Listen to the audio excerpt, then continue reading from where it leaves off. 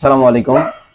আপনারা ই পাসপোর্টের ফিঙ্গারপ্রিন্ট দেওয়ার পর ই পাসপোর্টটি কোন অবস্থায় আছে সেটি বোঝার জন্য অবশ্যই আপনাদেরকে অনলাইনে স্ট্যাটাস চেক করতে হবে। তো স্ট্যাটাস চেক করার জন্য ই পাসপোর্ট স্ট্যাটাস নামে আপনারা সার্চ বারে লিখবেন, দেন হচ্ছে প্রথমেই যেটি চলে আসবে ওটাতে ক্লিক করবেন। ক্লিক করার পর আপনাদেরকে এই ইন্টারফেসে নিয়ে আসবে। এখান থেকে দেখবেন application registration ID or application ID. Application আইডিটা আপনারা কোথায় পাবেন? আপনাদের পাসপোর্টের ডেলিভারি স্লিপের ডান পাশে বারকোডের নিচে অথবা বাম পাশে আপনার এই নাম্বারটি পাবেন 4116।